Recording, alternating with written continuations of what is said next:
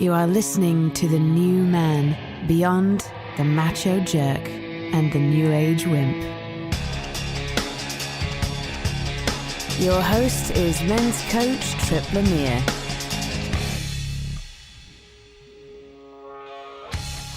When it comes to money, do you ever worry if you're going to be okay?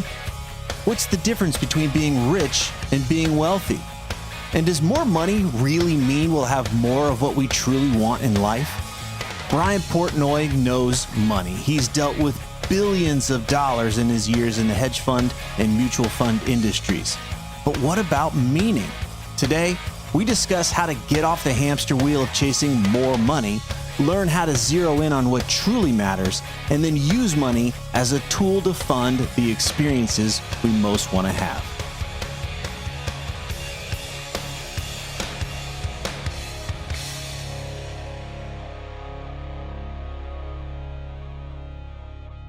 Welcome to The New Man. Today we're talking with Brian Portnoy. He is head of education at Magnetar Capital. He's also the author of The Investor's Paradox and The Geometry of Wealth. You can learn more about him by visiting shapingwealth.com. Brian, thanks for talking today.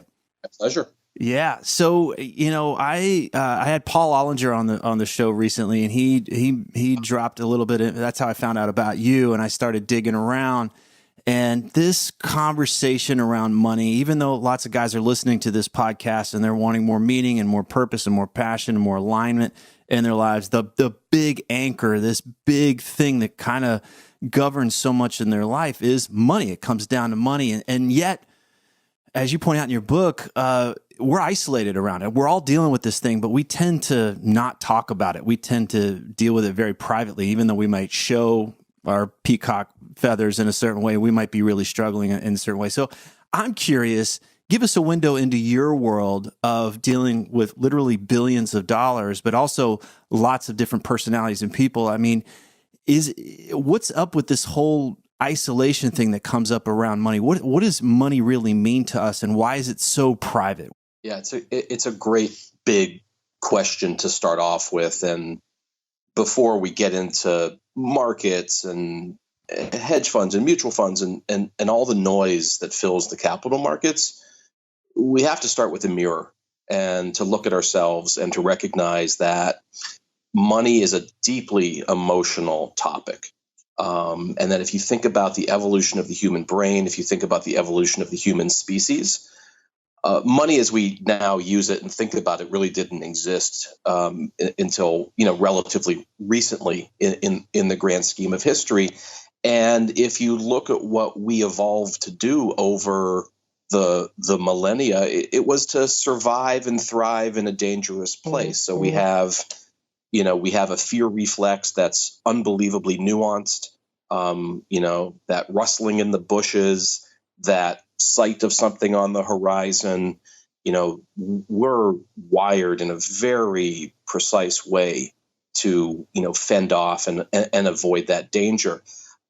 That personality or identity or wiring makes it very difficult for us to navigate money life. And when I talk about money life in the book and elsewhere, it's just not investing. It's not just stocks and bonds.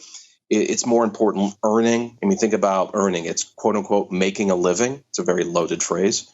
It's saving, it's spending, as well as in investing and a variety of other things. So, we're actually hardwired to make pretty lousy decisions about money. A lot of our instincts go against the grain of basic personal finance. And, there's this field of behavioral finance that I operate in that was invented by some psychologists, 40, 50 years ago. And one of the main practitioners now, an economist at University of Chicago named Richard Thaler, his definition, and he just won the Nobel Prize in behavioral finance. His definition of behavioral finance, I love. It's people aren't stupid. The world is hard. It's really hard. And so to come, to put a pin in your exact question, money is a very emotional topic, and it's something that we're just not comfortable talking about. It's something we're really not equipped to talk about. If you think about the socialization process that we all go through, which has a gender element to it. We're not socialized to learn how to engage these things. So it's something that husband and wife, parents and children, best friends, out for the night, we just never talk about it. Is this a cultural thing, or is this part of a programming in our society? It's like, look, if we don't encourage them to talk about it, we can make managing money really complex, and then we can kind of take advantage of people in that way. Is there a grand conspiracy of that, or is it more natural to us? I mean, is this cross-cultural where we just don't talk about this thing? Yeah, I'd say it's first and foremost a Homo sapiens thing. It's a human thing. There are, and there's been studies of this, some cross-cultural differences, the U.S. versus the Nordic countries versus Japan. And I don't know those nuances well enough. And I actually think they're of secondary importance anyway. If we're really talking about American society, and there are specific, socialization elements, combine that with our deep genetic wiring, we really don't want to get into it. I mean, I've seen studies that show that, partners are more comfortable discussing infidelity than they are their checking accounts. If you think about hanging out with your buddies and what you know about their relationships or their health status or what's going on at work, do you know if they have a balance sheet? Do you know if they have a lot of debt? Now, keep in mind, like, we see other people's assets, but we never see their debts. And having a balance sheet is critically important to having a healthy money life. It seems like at the core of it is this, you mentioned this in the book, it's like this deep question of, money's tied to this deep question of, am I going to be okay? Right? So even though I'm driving in my nice car and I've got Wi-Fi in my car, like whatever, all these comforts, there's still this deep-seated survival, this fear of, am I going to be okay? And it has me wonder if success is just an extension of that, am I going to be okay? Where we create way more than we could possibly need, but it's because we're coming from that fear-based, more primitive, animalistic part of ourselves, we're still driven to, no, I won't. They're still rustling in the bushes. I need more, more, more. You talk about in the book the difference between being rich and being wealthy. How do you separate those two ideas? Yeah, this is an important fork in the road. So I describe being rich as just having more money or the things, especially the material things that money buys. And, we do live, and this is a U.S. specific comment, we live in a very materialistic society where nicer homes, nicer cars, nicer vacations that you tell people about and plaster all over social media, going to a better college and so on and so forth. That's part of being rich. And there's an enormous amount of social psychology that shows that beyond a pretty basic income, more money doesn't make you more happy. I define wealthy very differently as the ability to underwrite a meaningful life, meaning that, and I kind of coined the phrase funded contentment. So, one thing I've noticed, because I've been in the financial services industry for more than 2 decades now, is that there's a basic assumption that drives all of finance, which is that more is better. Okay. Hey, you're making $100,000 a year, rather make 200, making 200, I'd rather make $500,000. Pick any numbers in any sort of context, more is better. But we know from decades of rock solid psychological and now neuroscientific research that getting more doesn't necessarily equate to having a better quality of life. It certainly doesn't equate to having a more meaningful life. And so when I talk about wealth as the ability to underwrite meaning, well, that puts the onus on us, I think in a good way, but maybe a slightly uncomfortable way, to say, well, what is a meaningful life? And we can, maybe talk about some of the variables that I think are important, and would love to get your perspective as well. And then you ask, okay, so you go through that somewhat difficult set of questions, like what's a meaningful life? What is true joy really to me? And then you ask this question, well, can I afford those things? Can I afford joy? Can I afford meaning? Well, that's very different than saying that, I want the new Audi A8. or I want to upgrade to the 6-bedroom home from the 4-bedroom home, or whatever. To ask whether you can afford the meaningful things in life, I think creates a somewhat uncomfortable, but ultimately very productive dialogue, maybe in your own head, maybe with your partner, maybe with your children, maybe with your parents, maybe with your friends, community, to say, okay, these are the things that are really important to me. What's involved with affording those? Because I think one of the problems we have in our society is this stock phrase, oh, money doesn't buy happiness. Oh, we all know that money doesn't buy happiness. Well, in certain ways it does. And secondly, money is an inescapable part of our lives. Money life, earning, saving, spending, investing, insuring, managing risk, all these things. Think about the number of times every day where you're making a money-related decision. You're at work and making money. You're going to the store. You're buying stuff online. You're saving for your kids' college. Whatever it is, there's probably, dozens and dozens of transactions every week and every month that add up to hundreds and thousands of decisions on a yearly basis. So one thing that we don't want to do is say, well, money doesn't buy happiness, therefore money isn't important. We have to sort of take the sober reality that money is really important, but we need to come to terms with it in the proper context. Yeah, I think the way you described the process just a minute ago was, I would call it self-leadership, right? If I'm just on the treadmill and I'm following the herd, then it's easy to not lead myself, but to simply follow and just say, well, more is more, right? If I work for a corporation, they're going to hang the carrot out in front of me that more is more, and that I should move up the ladder so I can earn more. I look around, hey, my friends bought a bigger house, we should buy a bigger house too. We can get on that path. But what you described, and you said it happens between our ears, is this self-leadership of, wait a second, what actually has me feel more whole? What actually has me feel more joy? Where's that contentment? I might find that it's not when I'm in the process of trying to prove or trying to please or trying to protect. It may not happen when I'm just following the expectations of others. It comes back to that place where, yeah, who am I really? And now we're into that self-actualization conversation. We're in a much deeper conversation, which most of us aren't really doing, right? We're pretty content, or I don't know if we're content, but we're really, all we know is to just simply go along with the flow and follow the others. So that aspect of self-leadership, when you talk about funding funding contentment, what are those aspects? So if we could help this guy dial in his own self-leadership, what are those components that you have revealed are part of that contentment? Yeah. So this is really on point. So I think of it this way, that there are an identifiable set of things in life that can bring a deeper sense of contentment. Now, I call them the 4 C's, just a simple mnemonic, meaning four words that begin with C: connection, control, competence, and context.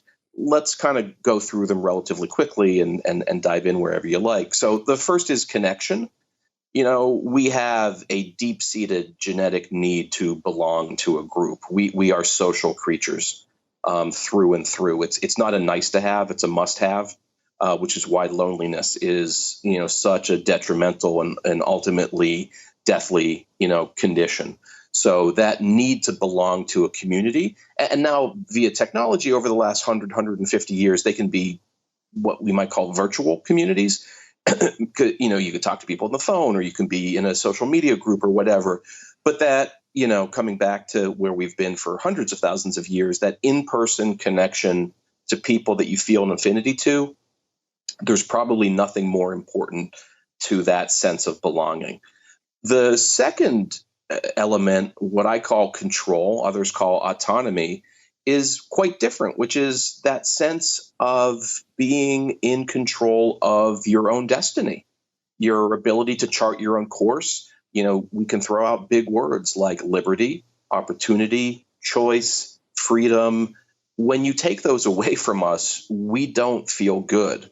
Taking away one's freedom or limiting choices is not something we're particularly comfortable with. So we want to have autonomy. We want to be able to go where we want to go, do what we want to do. And we also want to have the chance to tell our own story. The third bucket I'll just call competence. And here I'm talking about work. Work is a deep part of our identity. When you go to a party, what's the first thing somebody tends to ask you? It's, what do you do? They don't care what you do. What they care is who you are. And they want to have a sense of your identity. What's meaningful to you in your day to day? It could be your day job. It could be some other hobby or vocation. But, and this is a bigger and probably very different topic. But when you think about the changes in the nature of labor over the last couple decades, and that sense of dislocation you feel when you leave the factory and you're not using your hands, and it's now service oriented, it's digital, and you don't feel as connected to your work, that has important implications for living a meaningful life or not. And then the fourth bucket I call context, and it's the idea that we've learned through scientific research that people who feel that they are connected to something bigger than themselves tend to be happier in the deeper sense, have more meaningful lives. Religion is the obvious thing to talk about here, that sense of being connected to something bigger. But patriotism and nationalism also very important. But we shouldn't downplay other things like sports team loyalty. Like, I grew up in Pittsburgh. I bleed black and gold. So do my sons. And it's just part of who we are. And that's a really real thing. That's not some ephemeral, weird, trivial thing. Like, we're part of Steeler Nation. And, but that sense that you're connected to something bigger than yourself, and that it's about something more than you, is critically important. So when I take those four categories, and when you have those four just on a piece of paper, you can begin to say, which of these is important to me? And it's not a competition among them. What I've done in my own personal life, and I've done this with my wife, is, think back over our few decades on the planet and ask, well, what's been important to us? And what you find out, or what we found out, is that at different points in life, there are different sources of meaning, or to put it differently, different things matter at different times. Sometimes it's more about career. Sometimes it's more about community.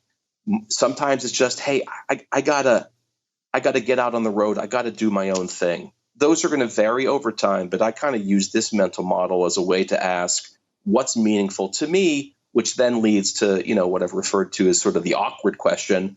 Well, how do I then afford those things? Because you can't do almost any of them without some money in the bank. Yeah. And I wonder if you find this too, but I find that a lot of times we here's the one I hear is like, I have to figure out how to make money from my passion, whatever that is, right? I've got a thing in my, so we put this money, we try to bolt our money issues onto the things that have us feel the 4 C's, as you say, instead of seeing money as a thing that empowers us to have those things. Does that make sense? That's a bit of a discernment there, but I find that a lot of guys are kind of eclipsing the 4 C's in their life, as you would put it, because they don't see a way to make money doing that, or they don't see it as a direct way to create more money. They've made money the whole point, or creating money more of the whole point for themselves. Yeah. So what you're doing, and I think it's the right thing, is that we're flipping the script. So when we talk about wealth being the ability to underwrite a meaningful life, or if we're talking about funding contentment, when we flip the script, we start with contentment, or we start with meaning, and then we go to the funding part. The way the financial services industry is organized, because it's mostly about selling you things, is, it's about having more money, making great investments, or having a better savings rate, or a better insurance policy, or whatever it is. But when you flip the script, you're then going in the right direction. You're answering the important question first, and then you're going to the second one second, and that's the way it should be. The other thing that you pointed out that's really important, and this is a cultural thing, and it's partly a gendered thing, is that for many men, work is their identity. And so, you can end up having a very healthy relationship to work, which fulfills you outside of a monetary sense, but also pays you well.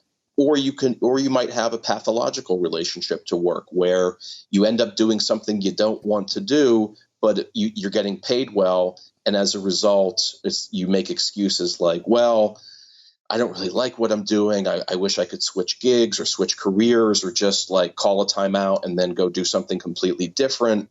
But because I'm making okay money, I can use that to fund the other things that matter to me. I mean, this is really where we get into, very personal taste and personal preferences as to how you want to do it. Because some people do work for their passion.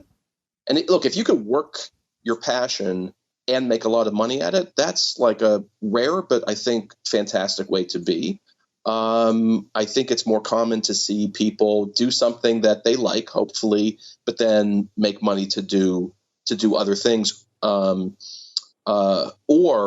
they accept that whatever their passion isn't going to pay them well. And, they're relatively happy with that. I mean, one of my closest friends from college going back 25, 28 years, whatever it is, he's an environmental guy, and starting 25 plus years ago, became a forest ranger, lives in the woods. He's lived in the woods for 25 years and he absolutely loves it. I don't think he's making, 7-figure income as a forest ranger, but he's living his passion and he has funded contentment. Yeah.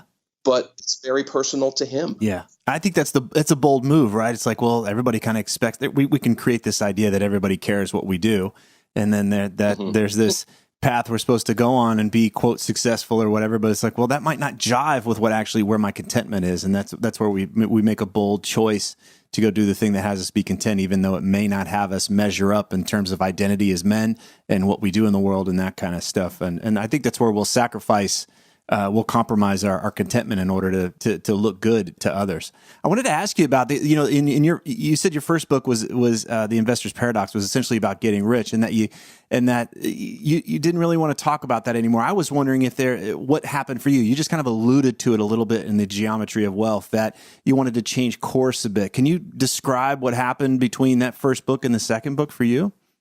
Yeah, it's just part of my personal journey. So, been in the financial services business for a long time, and wrote The Investor's Paradox, which is very much a behavioral finance book. So applying psychological principles to decision making within the context of choosing good mutual funds, good hedge funds, good investments generally. As I met financial advisors and clients, literally in the hundreds and thousands, I met a lot of people. It dawned upon me that the real question that almost everybody was asking, all of the clients were asking, was, am I going to be okay? Not, am I going to beat the market? Or is this mid-cap value fund the best one that we could buy? Or is this exactly the right insurance policy? Or whatever the decision was. There was a deeper set of questions that were clearly on the table, for which the vocabulary is less accessible. The conversation is more emotionally difficult. So when I combined my own personal journey with, growing children and aging parents, pivoting away from, pure investment decision making, and then just being out in the world and realizing that, man, everybody in their own way is sort of on the same page in terms of this big question, am I going to be okay? It's like, okay, I'm going to write a book about that. And I really tried to dive into the deep end in terms of the psychology and neuroscience and sociology of money and how it relates to personal happiness. Yeah, that's great. I'm glad to hear that. Especially when you mentioned this number, I don't know what the study was, but essentially that after our basic needs are taken care of, and I guess they circled this number, $75,000 a year, whatever that means. But essentially, at that point, money is more effective at diminishing sadness than increasing happiness. What's happening for us when we cross that line, and do you see investment in our approach to money kind of embracing that more and recognizing that more is not necessarily more, but we can, after a certain point, it's really about funding that contentment, as you say? Yeah, so the number you threw out there, $75,000, is used quite widely in the scholarship by economists and psychologists and so forth. That number is a little bit difficult to use as a general rule, just because 75K in Manhattan, New York, is not the same as 75K in Manhattan, Kansas.